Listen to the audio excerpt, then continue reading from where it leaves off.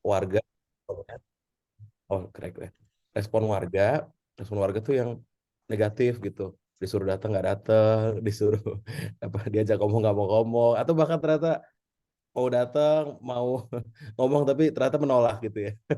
Menolak keras tuh mungkin. Nah, nanti kita mau saling belajar bareng nih sama teman-teman semua di sini, kita diskusi terkait topik itu. Nanti pemantiknya kita mulai biasa ada pemantik yang minggu ini kebetulan pemantiknya adalah Pak Risang. Nanti mungkin setelah ada pemantik kita diskusi banyak ya. Kira-kira apa nih hal-hal menarik yang bisa kita manfaatkan bareng di lapangan gitu untuk menghadapi warga dalam melaksanakan program-program ataupun upaya-upaya kesehatan gitu. Ah, ini baru on cam.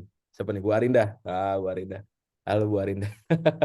Oke deh kalau gitu. Pak Risang, tanpa menunggu lama-lama, saya berikan mic-nya ke Pak Risang. Hap. Ketangkep. Tapi ini saya pemantik aja kali ya, Dokter Basra ya. Jadi nanti teman-teman di forum ini akan banyak cerita ya, sharing-sharing pengalaman di lapangan. Kan saya tugasnya lebih sebagai kompilasi ya, kompilator. Mengumpulkan cerita-cerita di lapangan, terus membuatnya menjadi lebih sistematis, ngasih istilah-istilah seperti teori-teori gitu supaya kelihatannya agak lebih rame. Tapi ya yang dagingnya ya, atau yang apa, yang kerennya itu pengalaman dari teman-teman semua di sini ya. Nah, baik. Saya coba mulai saja ya Ibu Bapak ya. Moga-moga dalam keadaan sehat semua, tidak kurang satu apapun. Moga-moga juga sudah hujan di sana, di tempat masing-masing. Aceh kayaknya udah mulai juga nih ya, cuma baru dikit-dikit. Nah, sekarang gini, tadi Dokter Basa kasih pengantar tentang penolakan warga. Sebetulnya di isu-isu kesehatan juga lumayan banyak itu kan, urusan imunisasi, urusan TB kadang-kadang ya. Walaupun kalau TB mungkin kelompoknya bukan kelompok masyarakat yang banyak ya, tapi mungkin lebih kayak keluarga gitu ya, atau yang kontak-kontak erat gitu. Stunting juga kan udah mulai muncul tuh penolakan-penolakan, walaupun itu sifatnya lebih ke keluarga gitu ya, atau bahkan mungkin secara spesifik ibu atau orang tuanya. Nah, kalau dalam bahasan penolakan untuk yang individual itu kan pernah kita bahas ya. Pernah nggak Dok Basra ya? Kayak udah ya? Atau saya lupa? Bahasnya Udah, udah ya? udah. Udah ya? Mungkin bisa dilihat lagi di apa, di apa, kumpulan Zoom-nya teman-teman forum ini ya. Nah, fokusnya sekarang akan lebih di apa namanya, di kelompok ya. Walaupun ntar akan bersinggungan juga ya. Satu yang perlu kita tekankan di sini, ini nih sebagai dasar dulu ya. Ini kerangka kerangka berpikir kita dulu ya Bapak Ibu ya. Takutnya kita kalau memilih atau menentukan satu masalah, itu kan nanti berakibat kepada bagaimana kita melakukan solusinya ya atau intervensinya. Jadi gini mungkin yang perlu kita ketahui bersama, eh, bahwa kalau kita mendapati penolakan, ya orang nggak suka gitu ya, orang menghindar, maka itu jangan dianggap sebagai masalah pengetahuan saja, terutama ya. Masalahnya mungkin salah paham, iya, salah paham. Tapi jangan dianggap itu tingkatannya di level pengetahuan. Ya. Orang tidak tahu manfaat imunisasi. Orang tidak tahu apa namanya, bahwa TPT itu penting untuk mencegah TBC. Orang tidak tahu bahwa harus makan protein agar anaknya misalnya eh, tercegah dari stunting dan sebagainya. Bukan di situ. Itu dari sisi metodologi jangan dianggap itu adalah masalah pengetahuan gitu. Karena gini, kalau kalau kita menganggapnya itu sebagai masalah pengetahuan ya, Ibu Bapak ya, itu seperti kita itu menghadapi gelas kosong, tinggal diisi aja, masalahnya beres. Atau seperti menghadapi robot gitu ya. Robot itu kan tinggal dituliskan saja skripnya apa, ini loh, tinggal diberitahu gitu. Maka masalahnya akan selesai. Nah, dalam hal sikap-sikap negatif, termasuk penolakan-penolakan, itu sebetulnya masalahnya bukan pengetahuan saja, sehingga solusinya tidak bisa sesederhana memberitahu. Beritahu masalah selesai, nggak gitu. Malah kalau kita punya asumsi seperti itu, kita bisa repot nanti di lapangan. Misalnya, orang menolak imunisasi gitu ya. Imunisasi itu biasanya bisa sekumpulan gitu, sekumpulan warga. Terus kita datang dengan undangan bahwa kita akan mensosialisasikan tentang imunisasi. Jadi di undangan udah kelihatan bahwa kita sosialisasi imunisasi. Lalu di depan bahkan kita sudah bilang bahwa kita mau menjelaskan manfaat dan pentingnya imunisasi. Nah, melihat itu, ya tentu saja warga langsung menolak. Apalagi kalau yang punya sikap negatifnya terlalu kental. Wah, bisa nolak, bahkan bisa ngusir. Kenapa begitu? Ya, karena strategi kita menganggap bahwa orang itu tidak mau menolak, ya, bersikap negatif karena dianggapnya tidak punya pengetahuan. Jadi kalau untuk urusan penolakan sikap negatif itu jangan dilihat sebagai lack of knowledge atau tidak adanya pengetahuan gitu ya. Jangan lihat di situ. Lihatnya bahwa iya ada salah kalau sudah berkembang menjadi sikap, dia bisa punya agar halangi pesan kita. Jadi nggak bisa seperti atau semudah kita itu mengisi gelas kosong gitu. Karena ada pagarnya. Pagarnya harus dibuka dulu, ya. Kalau enggak ya percuma, nggak akan bisa, kita berikan pengetahuan atau pemahaman yang menurut kita benar. Atau orang juga sudah punya itu remote control. Kita ngomong apapun di depan orang ya, kalau orang udah punya sikap negatif, nggak suka, itu dia nggak akan perhatikan. Dia bisa aja badannya di situ, tapi kemudian pikirannya kemana gitu. Kadang bercanda sama teman-temannya, kadang bahkan celetuk-celetuk yang nggak enak gitu ya. Ya karena orang punya punya punya remote control gitu ya. Jadi orang bukan bukan tidak tahu masalahnya gitu, bukan pengetahuan. Nah, penolakan itu lebih lanjut ya Bapak Ibu ya, nanti, bisa mengambil beberapa bentuk ya, bisa yang ekspresif, emosional gitu ya, kelihatan gitu. Atau bisa juga diam atau mengabaikan, atau bisa, mengambil keuntungan atau menyimpangkan tujuan. Ini suka kita lihat misalnya ketika pertemuan orang datang gitu, datang kumpul, tapi bukan itu tujuannya, bukan untuk mendengarkan, sosialisasi kita, bukan untuk mendengarkan pesan kita, bukan. Tapi datang dalam rangka misalnya, lumayanlah dapat kotakan, oh lumayanlah dapat uang transport, di sana ngobrol sama teman, buat rusuh dan sebagainya. Jadi itu model-model yang menyimpangkan tujuan. Nah, kalau dibilang mana yang paling berat, kadang orang berpikir, "Oh, itu yang emosional tuh yang paling berat," gitu. Yang ekspresif, menuding-nuding kita, menuduh-nuduh kita, bahkan mengusir kita gitu ya. Itu tuh yang paling paling susah. Sebenarnya enggak. Dari sisi komunikasi terutama ya, dari sisi perspektif kelompok yang ekspresif gitu ya. Karena emosionalnya itu dalam dalam dalam tataran yang sebatas percakapan gitu ya, artinya bisa dikelola gitu dengan percakapan juga, itu masih jauh lebih mending ketimbang yang diam atau mengabaikan. Karena kalau udah yang diam mengabaikan itu agak susah tuh, agak susah dalam pengertian, oh berarti sikapnya itu udah lumayan dalam tuh, ya, dan punya kendala untuk mau membicarakan itu pula gitu. Selama orang ngomong sebetulnya, teknik-teknik komunikasi masih kita bisa terapkan. Yang menyimpangkan tujuan itu termasuk yang berat juga karena dia tidak mengutarakan isi hatinya, ya.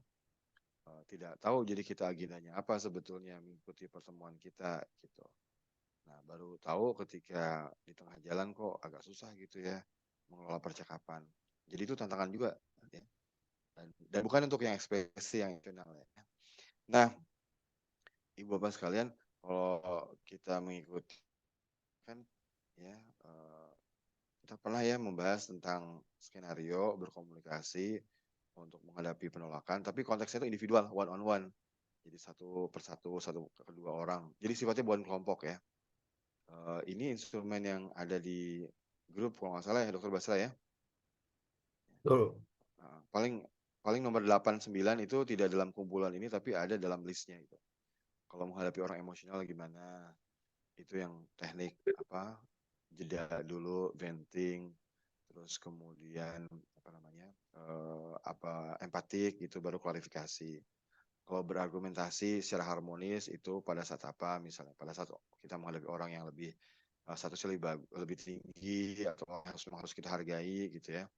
Harus kita jaga wibawanya. Nah, itu kita berargumentasi tapi yang secara harmonis gitu ya.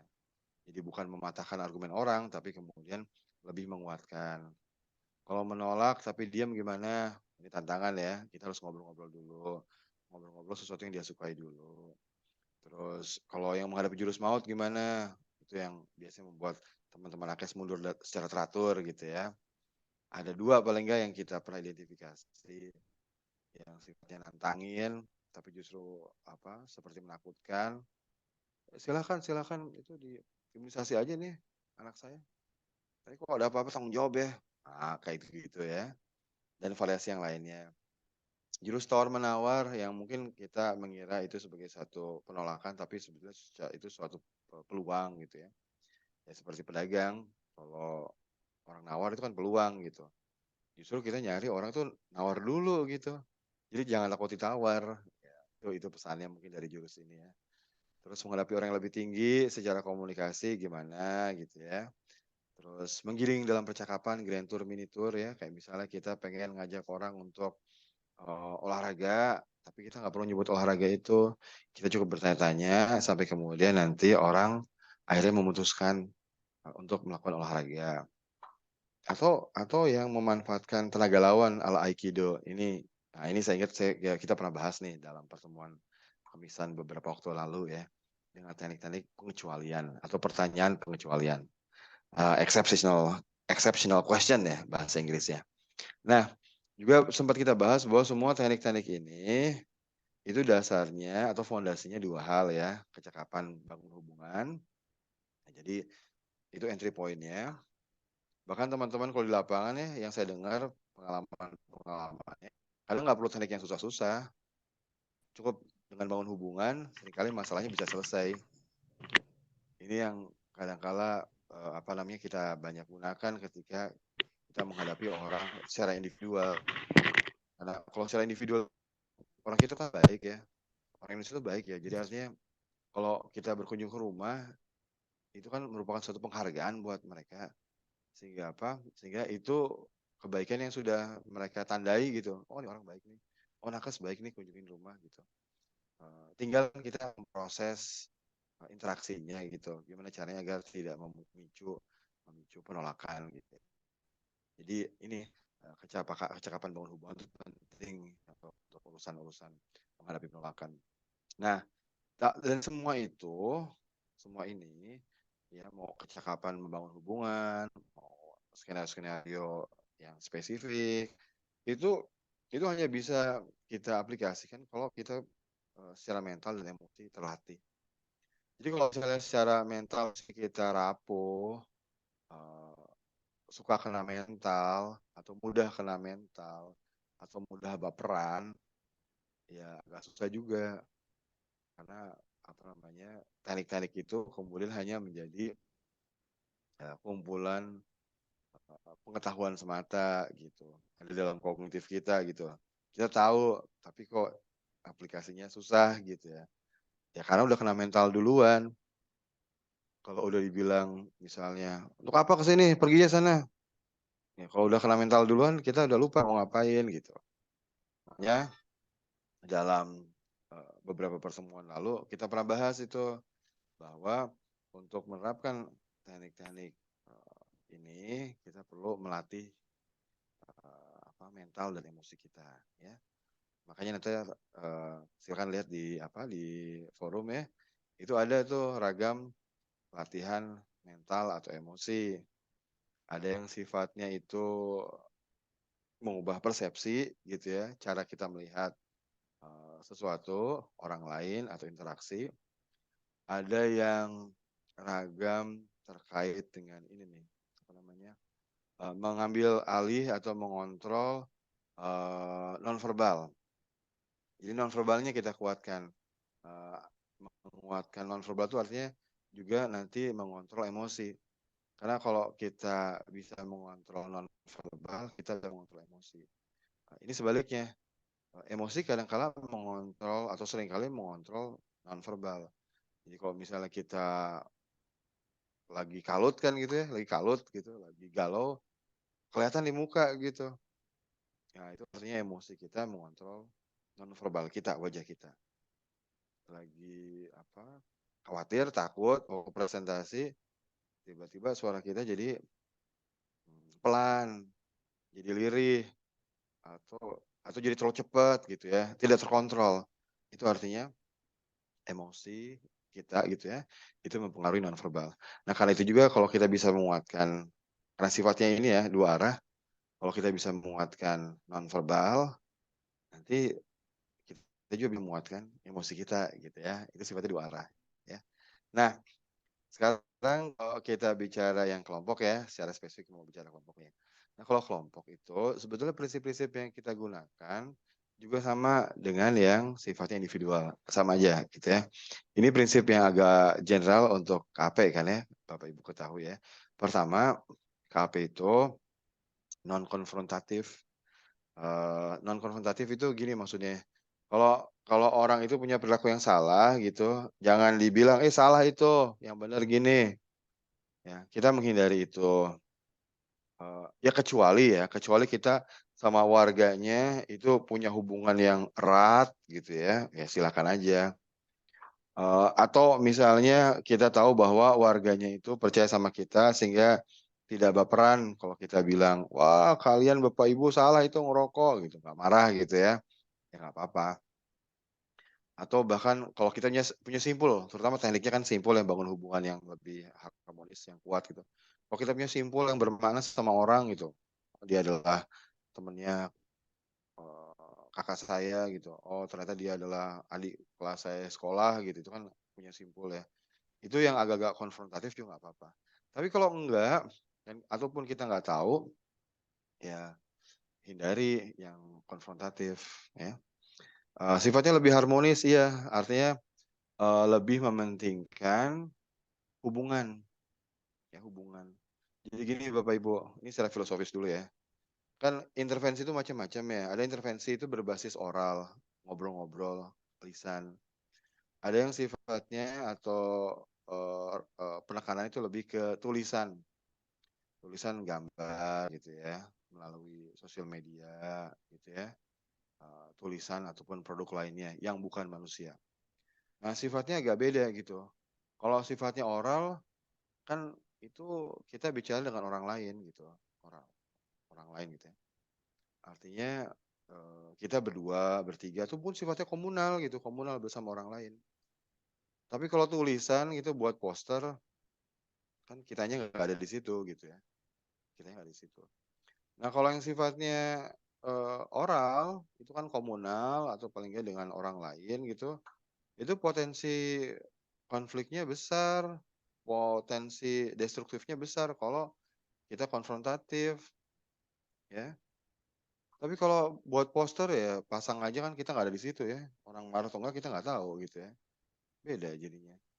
Nah itu yang harus kita perhatikan kalau komunikasi antar pribadi, orang, ya jangan konfrontatif. Tapi ada itu dokumen strategi Risang yang suka buatnya konfrontatif, bilangin aja begini-begini, tunjukkan kesalahannya. Nah, saya tuh suka mikir itu orang-orang yang buat kayak gitu nggak pernah kerja komunikasi langsung di lapangan sih gitu ya.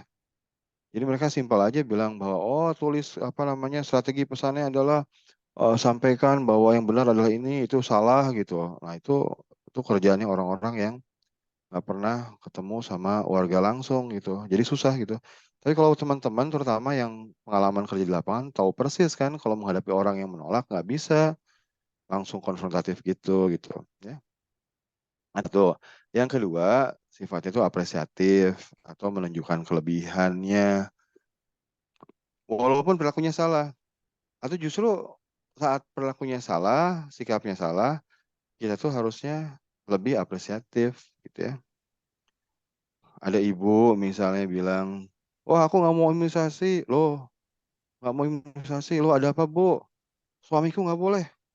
Kata suamiku nggak boleh anaknya diimunisasi. Nah, kita jangan bilang bahwa, wah suami ibu salah gitu. Wah ibu beritahu dong suaminya. Jangan gitu juga gitu. Apresiatif itu melihat sisi positif dari suatu perilaku atau sikap gitu.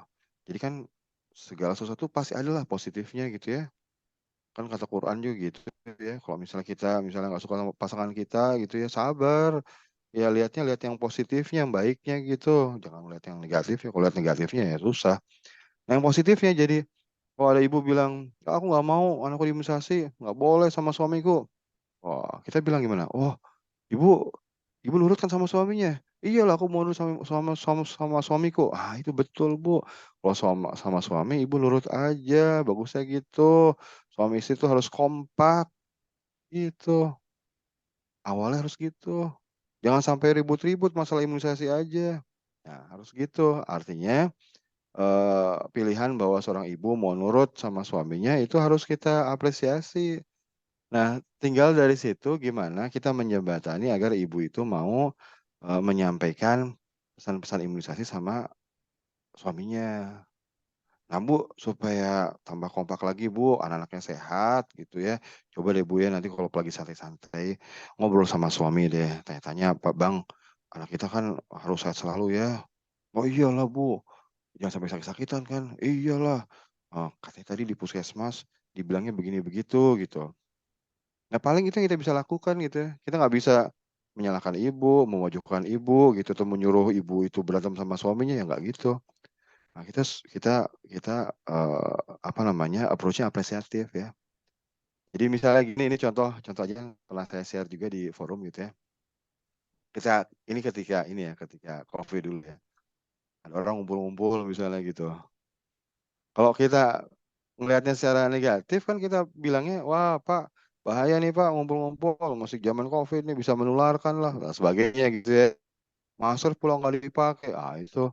Tapi orang kan nggak suka masalahnya. Orang nggak suka kalau ditunjukkan kelemahannya. Itu dia tuh. Ini problemnya dalam komunikasi ya. Komunikasi tetap muka apalagi langsung. Wah suami Anda salah. Wah ya tersinggung lah gitu. Jangan. Justru kita harus nunjukin positifnya. Wah, suami ibu tuh sangat perhatian berarti sama anak ibu. Jaga-jaga, khawatir kalau ada apa-apa kalau setelah diimunisasi. Gitu. Nah, yang gambar ini misalnya, kita kalau secara apresiatif kan kita melihatnya hal yang positifnya. Tinggal melihat aja apa yang positifnya.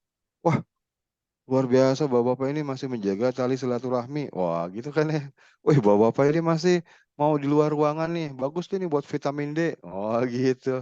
Wih, ini kompak nih. Ah, itu kan gitu. Yang positif aja dulu gitu. Nanti yang negatifnya atau yang kurangnya versi kita tinggal disambung-sambungkan aja dari situ. Ya, tapi selalu mulai dari yang positif ya. Nah, sama termasuk yang prinsip indirect sama implisit ya. Jadi kalau kita tahu bahwa akan ada penolakan, kelompok masyarakat itu nggak suka, ya jangan langsung ya. Jadi jangan kita buat undangan bahwa kita akan melakukan sosialisasi tentang imunisasi. Kita mengundang ibu untuk penanganan stunting, ibunya stunting, ya janganlah. Ya pasti marah, nolak gitu ya. Jangan eksplisit gitu ya. Gimana caranya? Ya kita buat sesuatu yang indirect atau yang implisit gitu. Ngomongin tentang imunisasi itu ngomong tentang cara membuat agar anak tidak sakit gitu ya, agar anak kebal penyakit gitu. Kayak gitu aja. Kayak tokoh agama misalnya. Tokoh agama kalau misalnya kita minta untuk ceramah, terus kita tahu bahwa masyarakat itu nggak suka dengan istilah imunisasi gitu. Mereka akan menganggap, wah, tokoh agama ini apa nih ceramahnya? Kok jadi antek-antek pemerintah gitu? Bahkan repot gitu ya.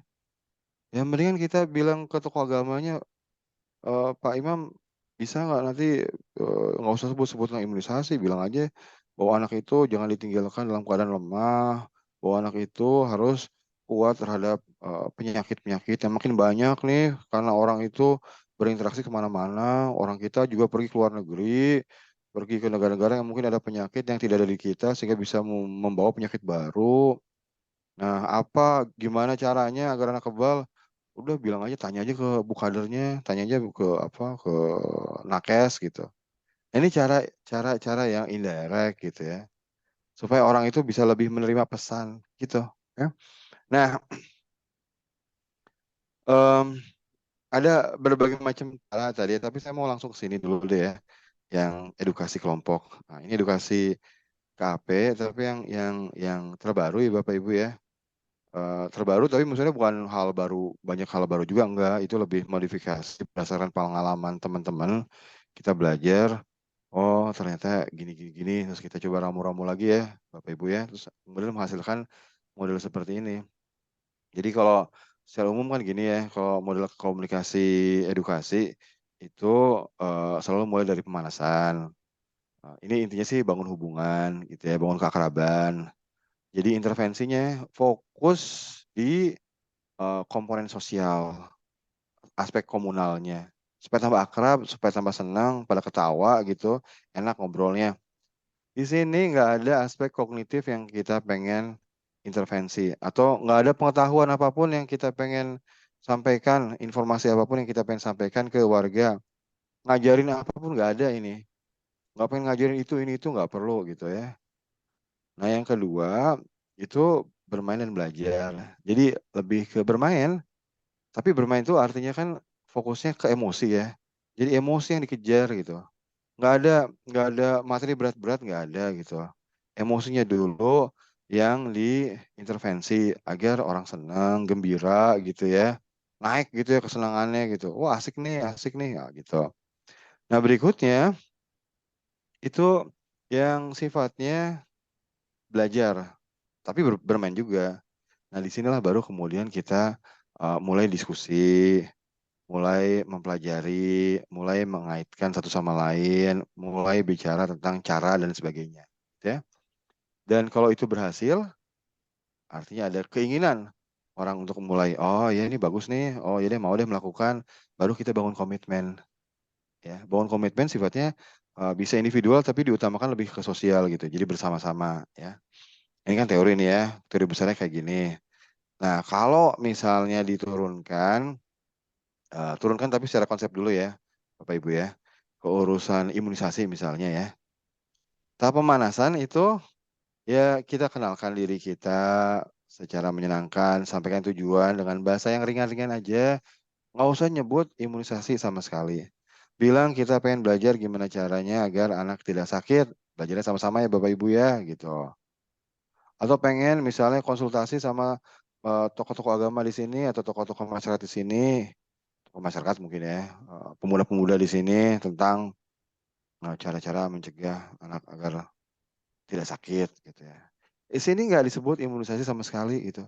Jadi fokus utama itu yang membangun hubungan, fokusnya di situ gitu. Berapa lama? Ya tergantung waktu yang tersedia ya. Kalau 30 menit ya, ini berarti 10 menit gitu atau 5 menit, 10 menit lah ya. Kalau sejam, oh ini lumayan, kita bisa setengah jam misalnya. Jadi menyesuaikan aja. Tekniknya apa? Nah, ini beragam ya. Bisa teknik permainan, kenalan nama anak, nyebut nama anak sama-sama, bisa, oh terutama permainan harus nih, permainan pemanasan satu di sini, yang kategori lagu dan gerak ya, apapun gitu, satu aja ya, Marga menari, topi saya bundar, apa namanya, satu tambah satu, bisa juga yang apa namanya, pada hari Minggu atau apapun bisa dimainkan satu, yang penting buat orang ketawa gitu ya. Nah yang kedua Bapak Ibu, itu bermain dan belajar. Nah di sini tujuannya warga mengenali isu masalah gitu. Masalahnya apa sih? Oh, masalahnya ternyata bayi itu adalah kelompok masyarakat yang paling lemah, yang harus dilindungi dari berbagai macam penyakit, misalnya diare. Ada namanya diare berat yang bisa buat orang lewat, ya, bayi lewat ya, dan tidak bisa ditangani di rumah karena bayinya nggak bisa menyusu lagi. Atau Gimana kalau sih itu? bayinya di atas 6 bulan dia nggak bisa ini lagi, nggak bisa dikasih makan, nggak mungkin karena kalau kena diare berat organ-organnya nggak berfungsi. Jadi serius nih. Nah, warga tahu, oh ada masalah itu nih. Ada masalah polio misalnya. Oh, bisa buat anak itu lumpuh. Kalau udah lumpuh, lumpuhnya seumur hidup. Nggak bisa disembuhkan. Mau dibawa ke Jakarta, mau ke Penang, mau ke Jepang, tetap lumpuh. Nggak bisa diapa-apain. Masalah nih. Tapi nggak perlu disebut solusinya. Nggak perlu disebut imunisasi. Nggak perlu disebut. Ya. Karena itu kan masuk ke step berikutnya. Nah, step berikutnya itu belajar dan bermain. Itu warga sendiri itu yang menyebut solusinya. Jadi kita usahakan agar solusinya nggak kita bawa atau nggak kita angkat sendiri oleh komunikatornya, ya. Itu usahakan warga sendiri yang menyebut dan mendiskusikannya. Gimana caranya? Bisa pakai pertanyaan Grand Tour Mini Tour, ya. Misalnya gini, kita ajak ngobrol aja orang. Misalnya kita tahu bahwa kelompok ini nggak suka olahraga nih, Tapi kita angkat dengan pertanyaan, Ibu Bapak, ada nggak yang pernah kerabat kita, saudara kita yang kena kanker? Oh ada. Oh cerita dong, cerita gitu. Terus begitu ditanya, kira-kira apa yang harus kita lakukan ya untuk mencegah kanker itu? Wah keluar macam-macam gitu. Salah satunya adalah olahraga. Gitu. Ya olahraga itu bukan kita yang sebut, tapi warga yang menyebut. Termasuk misalnya imunisasi, usahakan agar warga yang menyebut imunisasi itu. Kalau sulit, apa yang kita bisa lakukan? Atau misalnya kita nggak punya waktu, pakai lagu, pakai lagu, nyanyi sama-sama, dan di lagu itu terselip, terselip imunisasi. Atau kalau warganya sensitif, tersirat, tersirat imunisasi. Jadi nggak usah ditonjolkan. Kan kalau kita di bagian program kan sukanya gitu ya. Oh menonjol, kita harus tonjolkan. Kita harus sebut imunisasi. Karena mungkin buat ini ya, buat urusan administrasi kali ya. Tapi ya kegiatan komunikasi, produk komunikasi sebenarnya jangan dikaitkan sama administrasi mestinya. Itu dikaitkan sama warga, apa namanya, strategi untuk mengedukasi warga, mestinya begitu. Jadi nggak bisa aja nggak disebut sama sekali imunisasinya. Lagunya nggak disebut sama sekali itu. Di dalam lagu tuh nggak ada imunisasinya. Cuma yang kayak lagu itu loh, apa namanya? Terakhir tubuhnya harus cukup kebal agar bisa matikan kuman-kuman bebal. Nah, itu kan nggak ada tuh kata imunisasi. Nah, tapi itu kemudian menjadi bahan diskusi dan yang kemudian menyebut adalah warganya gitu. Nah, dengan demikian nanti apa namanya penolakan-penolakan itu mungkin bisa diredam gitu karena proses yang menyenangkan gitu ya, mengakrabkan. Terus cara memulai diskusi atau mengedukasi tentang topik kita itu sifatnya indirect dan implisit gitu, nggak terlalu frontal. Ya, yang suka buat orang sebel itu kan ya, atau orang kesal atau bahkan menolak itu kan kalau kita frontal, konfrontatif, bahkan menyalahkan. Ini imunisasi adalah satu hal yang yang betul sebetulnya penting buat anak-anak kita. Penting seolah-olah nggak ada cara lain gitu ya. Kita bilang tentang TBC ini TPT, ya, kepala warga mikirnya yang lain gitu. Nah itu kalau sifat-sifat frontal yang kemudian menihilkan perilaku pilihan warga selama ini itu jadi membuat resistensi. Nah itu yang kita ingin hindari dengan model-model yang sifatnya lebih non konfrontatif, harmonis, apresiatif gitu ya. Sehingga pelan-pelan kita bisa menyusupkan pesan tentang apa namanya topik-topik yang mungkin lebih sensitif. Karena ada pertanyaan juga dari teman-teman gitu di lapangan. Terus kalau nggak berhasil gimana? Ya patokannya gini, kalau tuh nggak berhasil, masih harmonis nggak? Kalau tuh nggak berhasil, hubungannya tambah baik nggak? Itu aja dulu gitu. Kenapa begitu? Karena nanti kalau hubungannya masih bagus, warga suka. Nah, warga suka itu ya patokannya gini. Kalau misalnya kita selesai sesi, kalau warga nanya, Bu Bidan kapan lagi ya? Bu Bidan kapan lagi ya sesi kayak gini? Bu Bidan kapan lagi ya ketemu? Itu bagus tuh, itu top itu. Jadi kalau udah dapat kayak gitu kan kita punya peluang berikutnya untuk mengedukasi. Ini lebih baik kita ketimbang kita gontok-gontokan, ya, ngotot, berhasil sih enggak gitu ya, nggak berhasil udah nggak berhasil, hubungannya rusak, ya repot. Karena berikutnya kita udah nggak bisa mengedukasi masyarakat.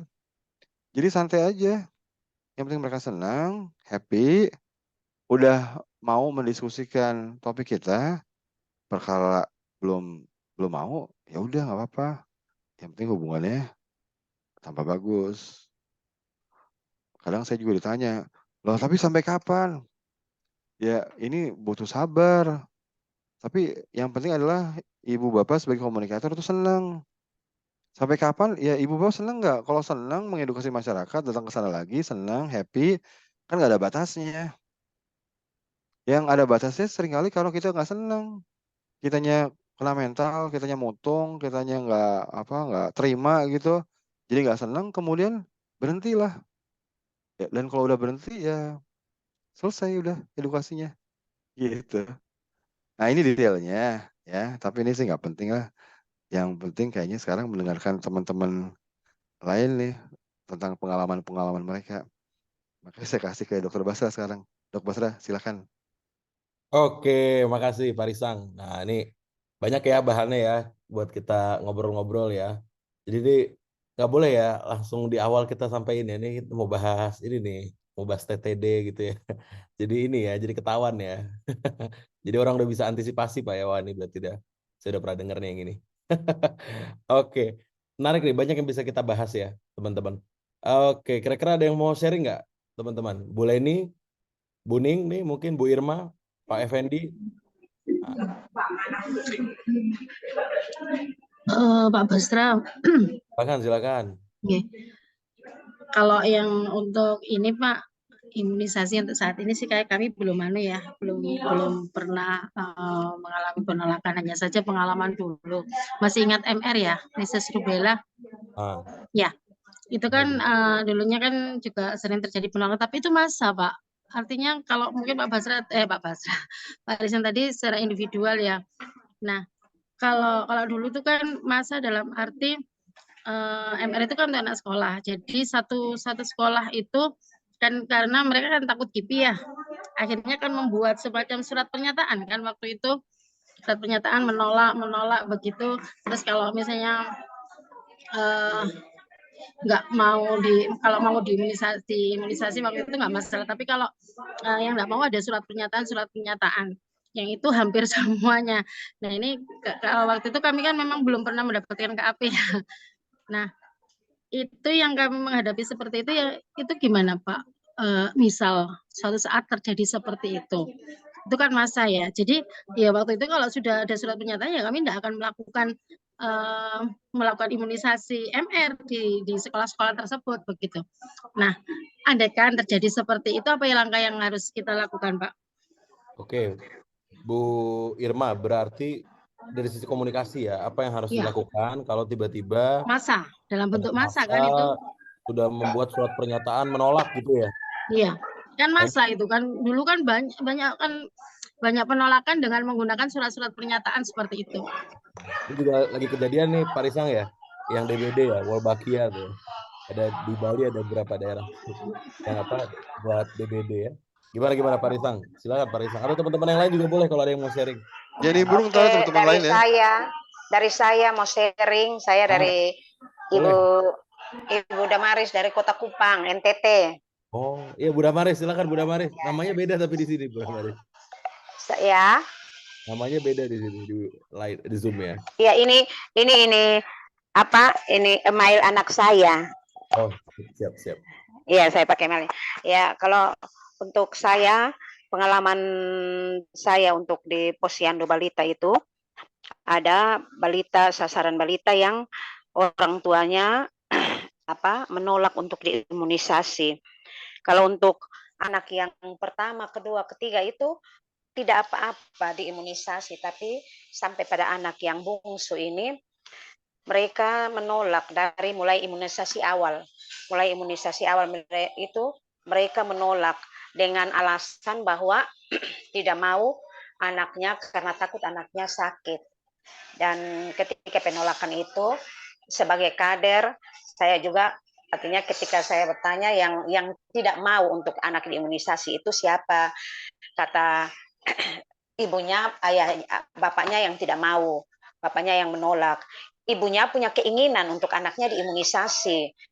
Ibunya paham tentang apa itu imunisasi, manfaat, semua itu ibunya paham karena dari anak pertama sampai ketiga itu diimunisasi lengkap semua.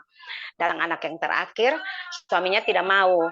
Jadi katanya suaminya penolakan dari suami. Jadi kita ini bersama nakes itu ini apa bicara sama ini suaminya, minta untuk kita bisa ketemu suaminya untuk supaya kita kasih penjelasan tentang imunisasi, kenapa ini apa, dan kita mau tahu kenapa alasan yang pasti, yang real bahwa dia tidak mau anaknya diimunisasi. Tapi suaminya tidak mau ketemu, dan kita sudah mencoba untuk mau untuk supaya bisa komunikasi supaya anaknya bisa diimunisasi. Suaminya tidak mau ketemu karena anak ini sering sakit dan anak ini status gizi berat badannya sangat rendah sekali, status gizi buruk.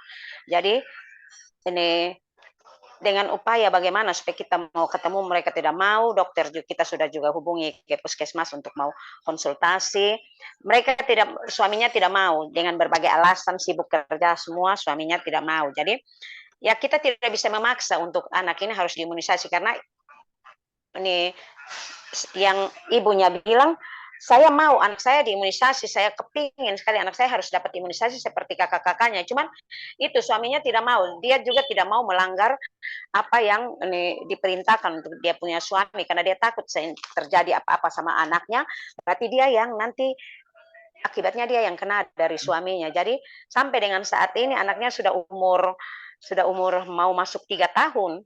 Anaknya belum diimunisasi sama sekali, hanya dapat tuh imunisasi awal waktu lahir itu karena lahirnya di rumah sakit, jadi dapat imunisasi awal itu.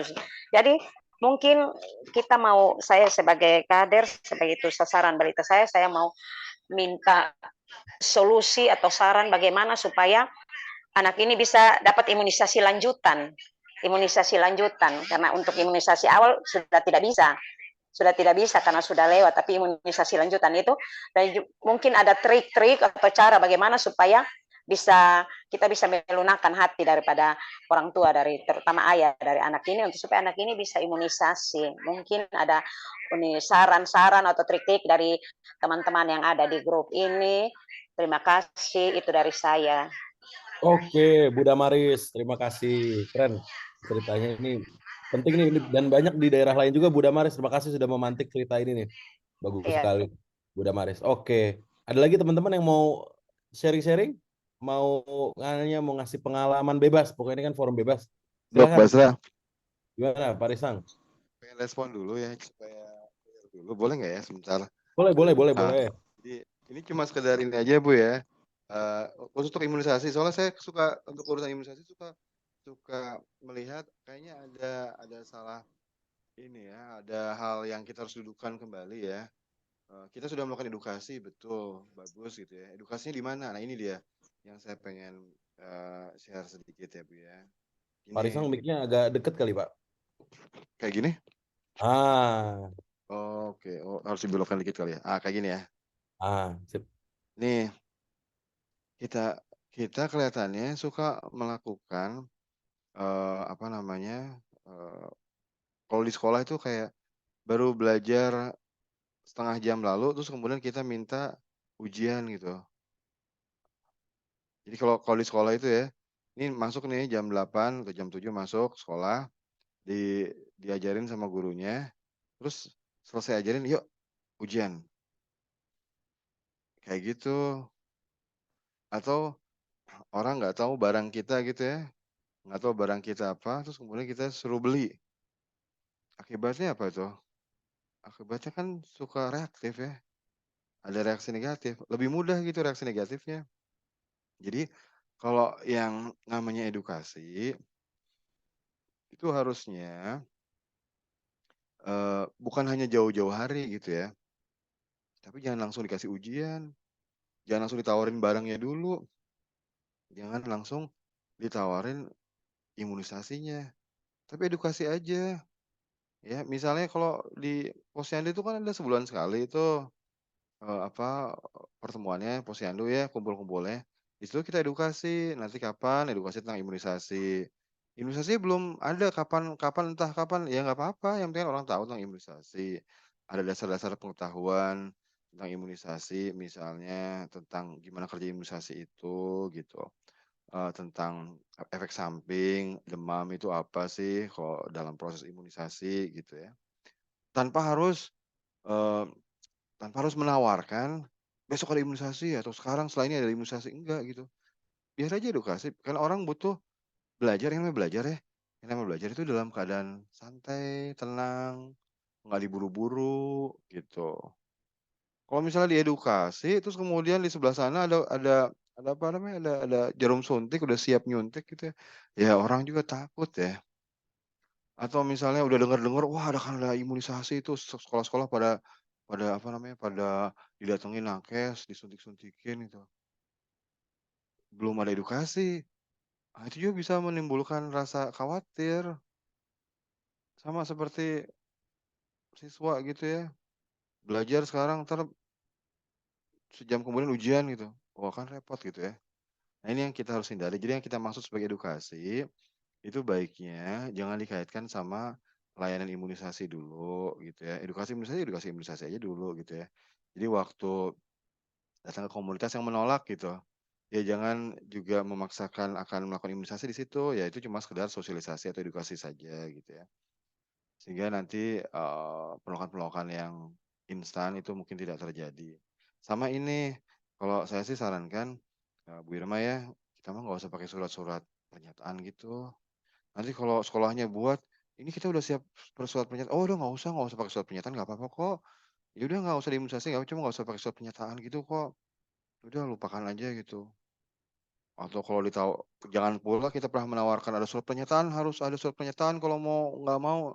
Oh jangan gitu, bahaya itu. Kalau kita menawarkan surat pernyataan, seolah-olah buat kita itu mendesakkan dia agar mau imunisasi, tapi sesungguhnya itu akan membuat hubungan atau upaya kita jadi berhenti gitu. Kan udah ada surat pernyataan, selesai gitu. Padahal persuasi masih bisa kita lakukan gitu. Jadi hindarilah surat surat pernyataan itu. Ntar kapan-kapan bilang aja gitu, "Kalau gitu nanti minggu depan boleh nggak saya datang tentang kesehatan?" Nah, baru pakai jurus yang tadi itu, yang implicit, indirect gitu. Mulai dari situ jadinya. Gitu kali Dokter Basra ya, sekedar merespon aja. Silakan silakan lanjutkan ya obrolannya. Oke, sip, sip. Terima kasih Pak Rizal. Teman-teman juga kalau ada yang mau menanggapi dari Bu Irma ataupun Bu Damaris boleh ya. Kita saling sharing pokoknya. Itu menarik tuh apa proses edukasi jangan pas mau imunisasi aja ya. Jadi harus itu kayak itu tadi ya nyuruh orang ujian ya baru belajar bentar. Oke. Makasih. Oke, nanti kita bisa turunin lagi tuh bahasannya Pak ya terkait itu. Itu pernah dibahas dulu pas Bian seingat saya tuh dulu 2002 2022. Tapi kita nanti boleh lah kalau teman-teman merasa ini menarik ya. Bocut dia Eh, tuh ngangkat tangan. oh iya, ini bucut dia, bucut dia. Silakan, silakan bucut dia.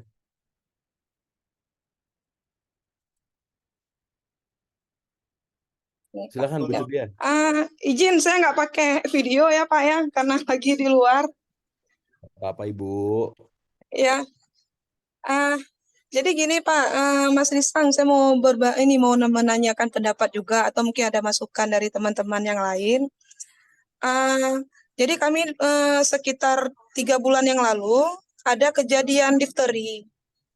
Nah, jadi dari pihak tim surveilen sudah mengunjungi rumah.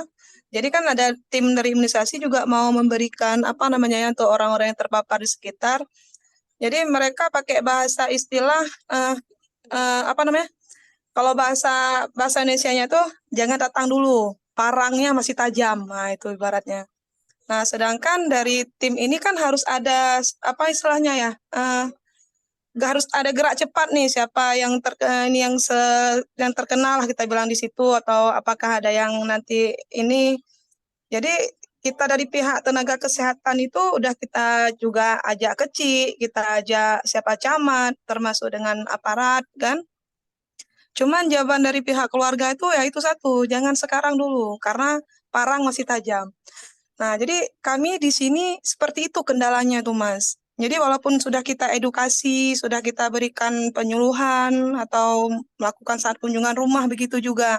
Tapi pas ada kejadian, ya seperti itu yang timbul masalahnya. Mungkin apakah ada masukan dari teman-teman lain, mungkin bagaimana tindakan kita. Itu aja mungkin, Mas. Oke, oke, oke. Bu Cutia ini kalau dari nama dan beberapa katanya ini dari Aceh berarti ya. Iya, saya Dari dari mana, Bu? Aceh, Aceh Jaya. Ya, ya, Mas. Oh, Aceh Jaya. Oke, oke, oke, Iya, ya, oke. dokter. Oke. Sip, sip, sip. Nah, itu parangnya masih tajam, jangan datang dulu tuh. Jadi ditolak duluan tuh, Pak Risang dan teman-teman. Kira-kira ada mau ngasih masukan nggak? Atau pengalaman-pengalaman mungkin di tempat lain? Jadi belum ngapa-ngapain tuh. Udah, jangan jangan jangan datang dulu, parangnya masih tajam ya. Gimana Pak gimana? Basra, Silahkan. itu Bu Cut dia di Aceh Jaya menarik juga tuh kasusnya. Kan difteri ya. Kok Mm-mm. kok jadi apa angkat parang atau emosi? Kenapa Bu Cut dia ini masalahnya apa? Saya nggak ngerti nih.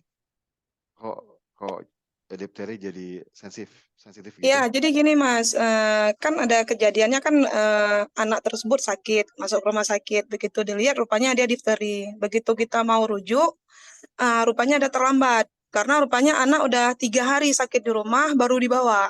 Dan di riwayat imunisasinya memang nggak lengkap, Mas. Nah, dan di desa tersebut memang di keluarga itu memang anaknya memang nggak lengkap semua imunisasinya. Nah, jadi begitu tahu itu difteri, turun tim. Jadi kita kan udah lakukan pendekatan dulu nih dengan aparatur desa, termasuk kita ajak juga Babinsa, Babin Katipnas. Jadi meninggal anaknya. Jadi kan kita kan ada tindakan-tindakan nih Mas untuk mencegah jangan sampai menyebar atau kita lihat nih siapa yang kontak erat gitu kan. Ya pihak keluarga kita udah mendekati pun jawabannya ya itu. Jadi makanya kami terakhir ya nggak tahu mau berbuat apa gitu Mas. Makanya kami dari tim Promkes juga pasti tanya bingung juga kayak gitu. Riwayat Bu keluarganya emang nggak imunisasinya semua nggak lengkap. Bu Cut Tapi itu ibunya meninggal? rutin ke posyandu. Gimana Mas? Bu Cut anaknya meninggal. Anaknya meninggal. Oh iya, kita harus berduka, Bu. Iya. Heeh. Gini Bu, kasus saya tuh kalau untuk urusan eh, menolak karena sedih, menolak karena malu gitu ya. Kayak stunting kan banyak tuh ibu-ibu malu, malu banget sampai nggak mau didatengin, malu gitu, malu anaknya stunting, terhina, tersayat. Atau kalau ini kan sedih banget ya. Ya maka kita harus menghargai perasaan itu harusnya ya. Jadi ya lupakan program gitu ya, lupakan program gitu ya. Kita ya harus berempatik gitu ya. Kalau toh datang, ya datang bukan dalam rangka program gitu ya. Kalau dia meninggal ya dalam rangka takziah mungkin ya Bu ya, takziah gitu. Kalau kita pengen neliti apanya itu harus dilakukan secara halus. Mungkin ya Bu ya supaya orang itu nggak sedih ya. Kadang-kala ada beberapa situasi di mana kita harus kesampingkan program itu Bu. Program seragam itu harus kesampingkan gitu ya. Kayak urusan stunting yang buat ibu tuh malu sampai marah, terhina. Tapi kita masih mikir gimana nih agar dia mau datang ke puskesmas atau gimana nih agar dia mau terima bantuan kita. Itu buat saya tuh kok kita jadinya mementingkan program, seragam daripada manusia gitu ya. Manusia kan sedang malu, sedang terhina, sedang marah, sedang sedih. Maka mungkin kita dahulukan itu dulu, Bu. Ya saran saya sih begitu, Bu ya. Kalau untuk saya pikir nggak meninggal itu. Saya sedih juga kalau dengar sampai meninggal gitu, Bu. Ya. Kejadiannya Mas waktu dirawat di rumah sakit itu Mas. Jadi kan mau diperiksa yang kontak erat nih karena udah ada temuan. Itu sebelum meninggal. Memang sudah ditolak. Kemudian kejadiannya meninggal pula. Memang kan? Sudah ditolak. Jadi Mas, dari kami, dari Promkes, saya sudah bilang juga sama tim imunisasi bahwa untuk di keluarga tersebut jangan diinikan dulu. Cuman kayaknya tim pun ngejar program gitu Mas, karena mereka kan ada kasus apa istilahnya cepat ya, respon cepat ya. Kalau ada kejadian seperti itu. Iya Bu Cut ya, pantas lah orang yang marah gitu ya. Ya saran saya sih kalau ada yang kayak gitu kita kasih bantuan dulu, ngobrol dulu. Nggak perlu pakai Ya, seragam, nggak usah ngutak-ngutik.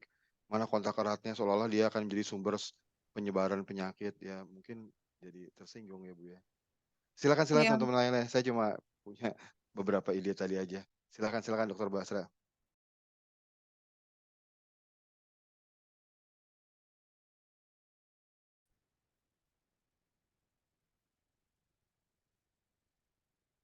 Penyebaran penyakit.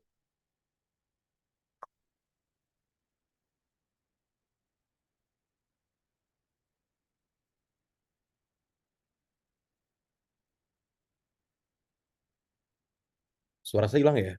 Iya, Dok, hilang Dok. Suara saya hilang ya, Sekarang Sarah? muncul lagi. Sekarang dah. Enggak, kalau di saya punya enggak suaranya jelas. Aman, Bu Paris ya? Aman. Iya, iya. Tuh, kedengeran ya, jelas ya? Jelas Dok.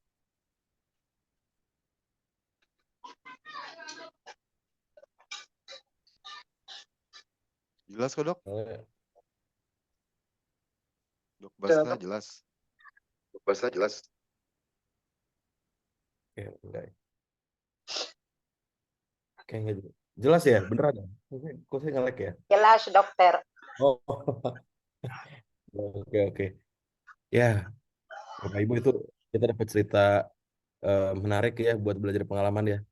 Ketika ada outbreak gitu ya, tadi gimana respon cepatnya, ada kepentingan program, ada kepentingan kita sebagai sesama masyarakat gitu ya, untuk tetap bisa bangun hubungan ya, nggak bikin orang makin apa menjauh gitu. Itu kadang-kadang bertabrakan ya kepentingan program sama kepentingan kita untuk jangka panjang ya gitu Pak Risang ya. Tapi ada cerita menarik juga tuh Bu Cudia di Aceh Timur, saya dapat cerita itu.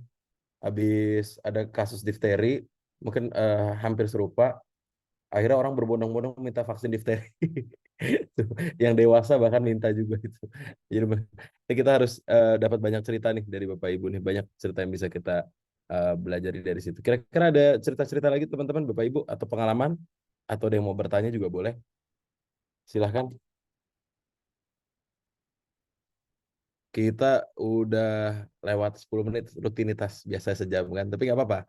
Kalau ada yang mau nanya-nanya lagi boleh. Ada yang mau sharing-sharing lagi kayak Bu Cut Dia, Bu Damaris, tadi Bu Irma. Silakan. Ada lagi yang mau sharing? Ini Bu Dinah Pangestu mau sharing kan, Pak Mulyanto. Ada Bang Maul juga nih. Silakan. Ada yang mau sharing? Halo Dok, Ya, Bu Ami, silakan. aku mau nodong aja sih, Pak Oh, Han. bisa gitu ya? Saya baru Pak tahu Han ada. yuk, sharing yuk Pak Han. Oh, saya baru tahu bisa Apa nonton. Bu? Oh, Saya Pak Bu. Han disuruh ngomong. Waduh. Suara saya terdengar nggak ini? Jelas Pak Halo? Han, aman. Jelas nggih. Saya ini aja sih Pak, pengalaman saya terdengar nggak ini? Pengalaman lama nggih ya. Jadi waktu itu di tempat tinggal saya di Semarang sana, warganya ini waktu itu lagi musim demam berdarah Pak. Warganya ini sangat suka sekali dengan apa istilahnya fogging swasta. Jadi waktu itu ada kalau misalnya kita butuh fogging tinggal telepon. Nanti orangnya datang kita bayar gitu ya. Nah, per rumah berapa gitu. Nanti terus disemprot itu. Jelas itu ilegal ya, karena bukan dari pemerintah, bukan dari puskesmas, dinas kesehatan, bukan. Itu jelas-jelas ilegal. Tapi karena tinggal telepon terus datang sehingga warga ini terlena. Sehingga ketika ada yang sakit demam berdarah, besoknya pasti orang itu datang semprot. Dan jangan ditanya hasil semprotannya. Hari ini disemprot, besok ya nyamuknya nongol lagi ya, karena memang itu tidak sesuai dengan standar. Tapi warga suka dengan seperti itu. Nah, saya sebagai orang kesehatan di tempat tinggal tersebut awalnya berusaha menjelaskan setiap ada kumpulan, pengajian dan sebagainya, diberi kesempatan untuk bicara, kita pasti sampaikan bahwa PSN yang baik adalah begini-begini, tapi warga sudah reject dulu. Alah Pak, itu sudah biasalah. Dan mereka malah balik menjelaskan tentang cara menyikat kamar mandi, bak mandi dengan penjelasan yang memang detail rinci seperti yang saya dapatkan di program. Jadi mereka ternyata sudah hafal banget. Jadi yang dikatakan Pak Arisan tadi bahwa warga bukan gelas kosong, betul. Di situ saya speechless, mati kata-kata saya, terus mau gimana lagi ya. Sementara yang sakit demam berdarah makin hari makin bertambah di tempat saya. Memang tidak ada yang sampai meninggal, tetapi opnam gitu ya. Jadi sudah jadi hal biasa kalau kita rame-rame nengok tetangga yang masuk rumah sakit karena demam berdarah atau nengok ke rumahnya karena demam berdarah. Nah, satu ketika saya tuh terpikir sesuatu hal yang nggak tahu gimana, nggak tahu kenapa waktu itu terpikir, oh iya ya, tempat saya ini kan warganya itu sukanya makan sama jalan-jalan. Wah, kalau sudah makan sama jalan-jalan sudah nggak ini lagi, nggak pakai perhitungan lagi mereka. Nah, satu ketika ada cerita gitu, ada kuliner baru nih di daerah sana gitu. Kapan kita ke sana? Yuk kita ke sana yuk. Wah, ini berapa nih iurannya nih, patungannya nih per kakak. Sekalian kita jalan-jalan ke sana. Nah, terus saya ini oke, Bapak Ibu, ini kayaknya nih kebutuhan kita besok-besok nih untuk makan sama jalan-jalan akan makin bertambah ini karena sentra-sentra kuliner dan tempat-tempat wisata baru ini juga akan makin tambah. Kita butuh dana lebih.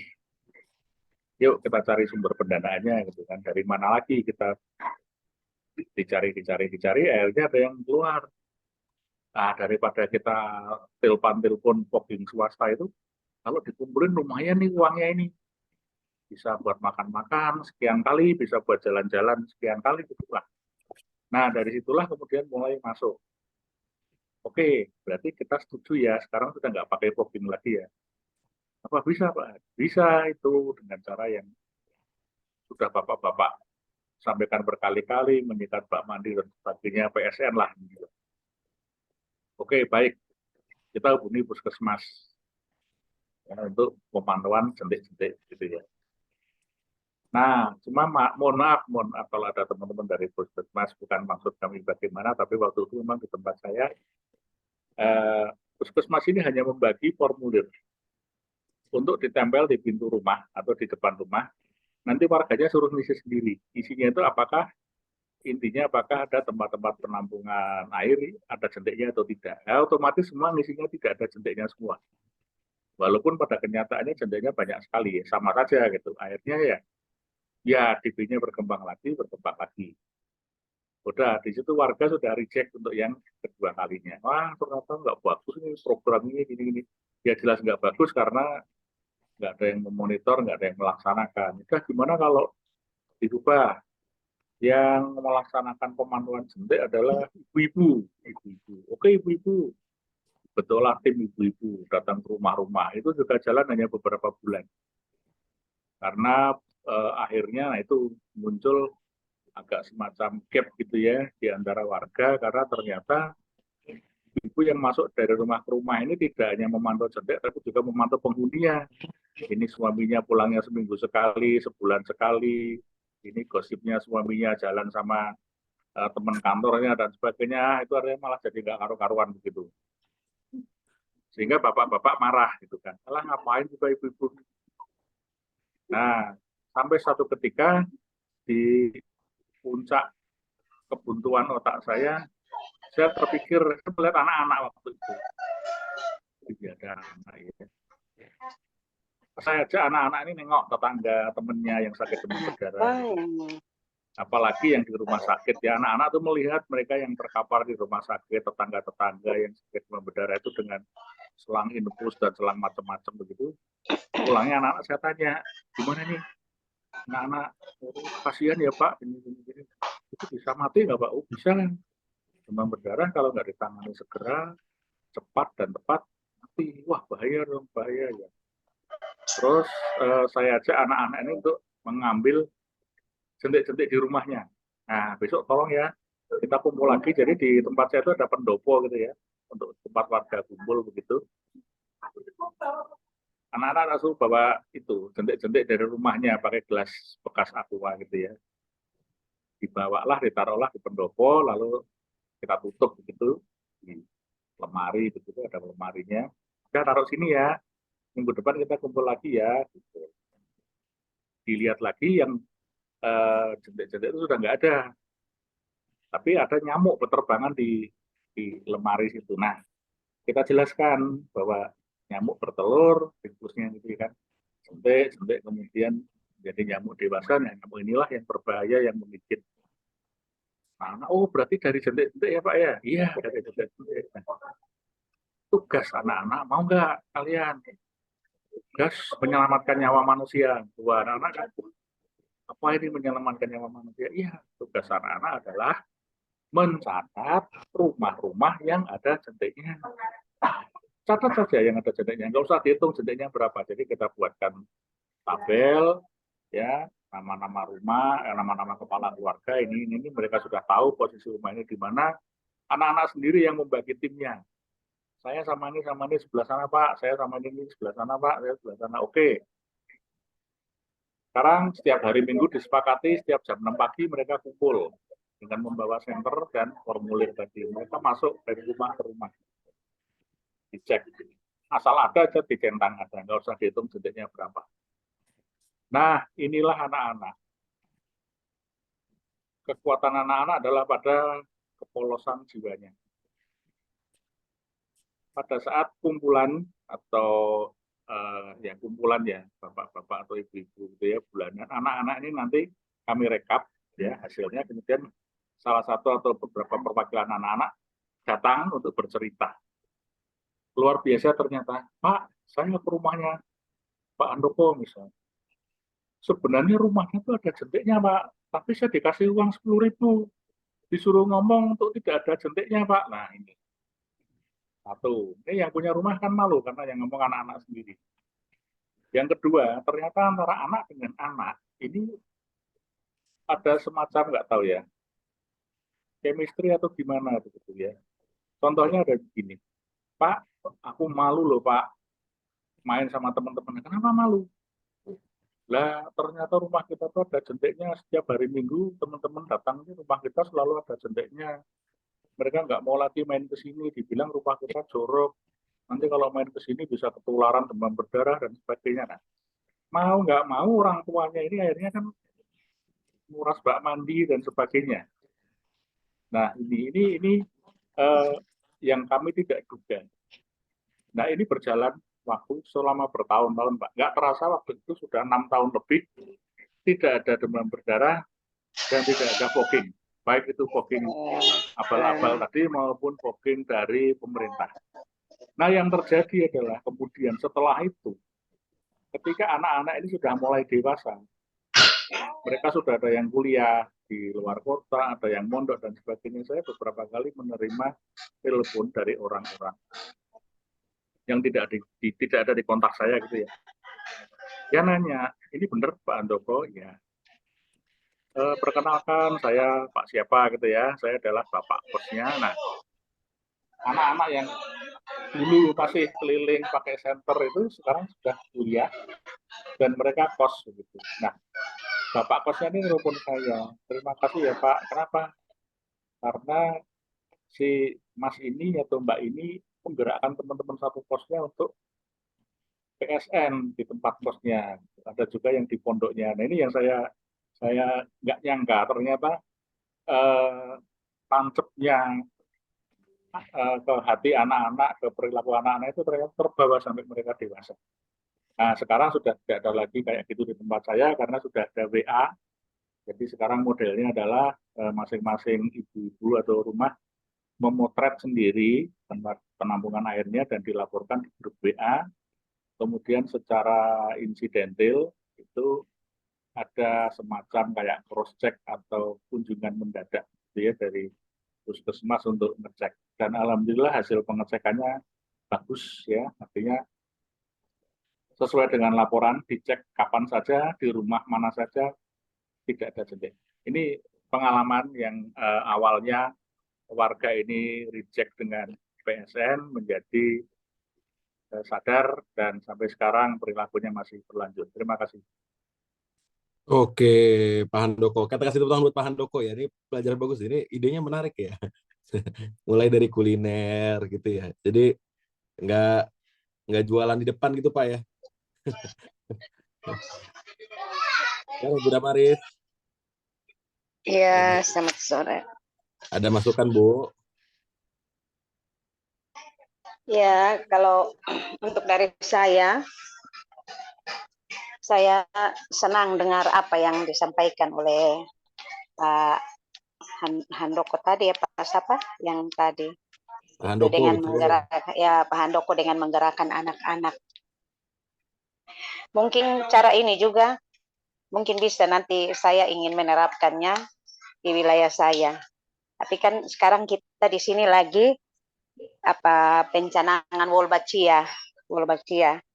Jadi kami sementara mencari kota orang tua asuh untuk jentik nyamuk Wolbachia, untuk penempatan ember-ember Wolbachia. Kami sementara sekarang ini kami kader sementara melakukan itu dan sudah hampir rampung, sudah mendapatkan titik-titik untuk menempatkan ember Wolbachia itu, dan semoga program ini bisa berjalan dengan baik karena sementara program ini masih dijalankan di wilayah kami itu di kelurahan kami itu ada yang terpapar DBD sementara dirawat dan itu adalah anak kader juga ya. Mungkin karena di wilayah kami ini terlalu banyak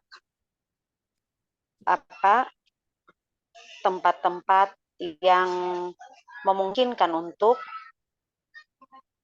nyamuk DBD itu bersarang. Dan di wilayah kami ini juga untuk bagaimana supaya bisa memberantas ini nyamuk DBD itu agak, kalau mau dibilang masih minim, masyarakat masih berpikiran untuk pikiran, kalau untuk di kami ya disebut pikiran kolot begitu, pikiran masing berpikir pada bagaimana ya, maksudnya ketika kita menjelaskan juga mereka masih kurang mau menerima. Ini Wolbachia kalau untuk Wolbachia ini Pak di wilayah kami sudah artinya menjelaskan supaya ini adalah program atau ini gerakan yang dibuat untuk memberantas nyamuk Wolbachia supaya wilayah kita ini terbebas dari DBD. Tapi ada warga yang memang tidak mau karena mereka merasa bahwa nanti nyamuk bertambah banyak, mereka tidak bisa tidur, dan mereka merasa terganggu dengan kehadiran nyamuk-nyamuk yang banyak itu, karena mereka melihat bahwa dalam satu ember itu terdapat 200 jentik nyamuk. Itu yang mereka merasa bahwa tidak perlu, mereka tidak mau. Jadi mungkin kalau di kami itu ada kendala-kendala seperti itu, dan trik dari Bapak Handoko itu mungkin sangat bagus untuk bisa kami pakai. Mungkin itu satu trik yang kami harus terapkan juga. Kami harus terapkan di wilayah kami supaya masyarakat itu bisa memahami, karena yang bisa merubah kita adalah diri kita sendiri. Nah, anak-anak itulah yang bisa mungkin lebih bisa untuk bagaimana merubah karakter atau pemikiran dari ini orang tua mereka. Itu mungkin cara yang paling bagus, dan terima kasih untuk Pak Handoko atas ceritanya yang menginspirasi kami untuk melakukan hal itu. Terima kasih. Oke. Bu Damaris, terima kasih. Makasih banyak Pak Handoko juga dan Bapak Ibu. Ini gimana nih? Kita sudahi kali Parisang ya? Udah lebih setengah jam. Kita jangan sering lama-lama, yang penting rutin. Bapak Ibu. Nanti pada yang mau rencana balik atau mau kemana gitu ya, mau pulang. Oke gitu, Bapak Ibu, kita sudahi. Pak Risang, ada kalimat-kalimat penutup mungkin Pak Risang? Ini buat mengemas dari teman-teman. Tadi banyak sharing, banyak belajar kita hari ini ya. Terima kasih Iya, Bapak Ibu semua. kita Silakan bungkus Pak aja. Risang. Kita bungkus aja, Dokter Basra. Tugas kita selanjutnya menuliskan yang tadi diceritakan oleh teman-teman di sini ya. Thank you. Oke deh kalau gitu. Bapak Ibu, terima kasih sudah rutin bergabung di Forum Kemisan yang hari Kamis, rutin jam 1 siang. Nanti jangan takut, materi, rekaman, semua ada di link tempat Bapak Ibu masuk tadi, s.id/forum Kemisan. Semua bisa diakses di sana dan dimanfaatkan. Terserah mau digunakan lagi, mau dikemas ulang, mau didengar lagi cerita-cerita, mau dengar ceritanya Pak Handoko, pengalamannya Bu Damaris, Bu Sudia, nah itu boleh silakan, nanti bisa dimanfaatkan di link yang sama, termasuk absensi. Kalau dia mau nanya link presensi di mana, ada di link SID Forum Kemisa juga. Jadi silakan bisa dimanfaatkan di sana. Oke kalau gitu, terima kasih. Oke. Selamat siang. Oke, Selamat selamat beraktivitas. sore untuk kita, selamat beraktivitas. Salam sehat selalu untuk kita semua. Salam sehat. Terima kasih. Sehat-sehat semuanya. Sehat semuanya. Amin. Terima kasih Pak Risang, Terima kasih. Dr. Basra dan semuanya. Terima kasih Pak Risang, Pak Basra, Pak Handoko. Iya Bu, ini lumajang ini udah lama gak jumpa nih. Oke Bu, siap. Izin Mohon pamit ya Pak Bambang pamit dari juga. grup semuanya. Sip, makasih. Bu Assalamualaikum. Binti, terima kasih Bu Binti, Pak Risang, Dr. Bu Basra. Yanti. Sip. Saya izin end ya teman-teman. Bu Terima Binti. kasih.